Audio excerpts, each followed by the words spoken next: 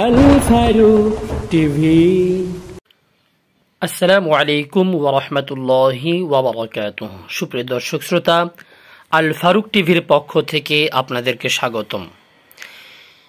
Islamic ফাউন্ডেশনের অনিয়ম দুর্নীতি তদন্তে কমিটি প্রকাশিত 15 মে 2025 একটি অনলাইন পত্রিকায় এই সংবাদটি প্রচার করা হয়। ইসলামিক ফাউন্ডেশনের অনিয়ম ও দুর্নীতি তদন্তে একটি কমিটি গঠন করেছে সরকার। হাইকোর্ট বিভাগের অবসরপ্রাপ্ত বিচারপতি সৈয়দ মোহাম্মদ দস্তগীরকে প্রধান করে 3 সদস্যের তদন্ত কমিটি গঠন করা হয়েছে। গত বুধবার 14 মে এ বিষয়ে প্রজ্ঞাপন জারি করে ধর্ম বিষয়ক মন্ত্রণালয়। কমিটিতে সদস্য হিসাবে রয়েছেন ধর্ম মন্ত্রণালয়ের অতিরিক্ত সচিব মোহাম্মদ সাখাওয়াত হোসেন।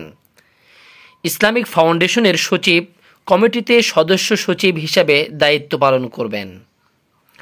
প্রজ্ঞাপনে বলা হয়, ইসলামিক ফাউন্ডেশনের গত 6 এপ্রিলের একটি স্মারক এবং ইসলামিক ফাউন্ডেশনের বোর্ড অব গভর্নর্সের গত 11 ফেব্রুয়ারি অনুষ্ঠিত 228তম সভার সিদ্ধান্ত মোতাবেক ইসলামিক ফাউন্ডেশনের অনিয়ম ও দুর্নীতি তদন্তের লক্ষ্যে এ কমিটি গঠন করা হয়েছে। কমিটি আগামী 31 জুলাইয়ের মধ্যে বিগত সরকারের আমলে ইসলামিক ফাউন্ডেশনের যেসব অনিয়ম ও দুর্নীতি হয়েছে এ বিষয়ে তদন্ত করে প্রতিবেদন দাখিল করবেন। কমিটি প্রয়োজনে সদস্য অন্তর্ভুক্ত করতে পারবে বলে প্রজ্ঞাপনে জানানো হয়েছে। সুপ্রিয় দর্শক, আপনারা দেখতে পেলেন ইসলামিক ফাউন্ডেশনে বিগত সরকারের আমলে যে সমস্ত অনিয়ম ও দুর্নীতি হয়েছে এই অনিয়ম ও দুর্নীতি বাহির করার জন্য একটি তদন্ত কমিটি গঠন করেছে।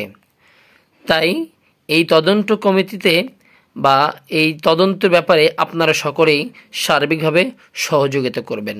আসসালামু আলাইকুম ওয়া রাহমাতুল্লাহ।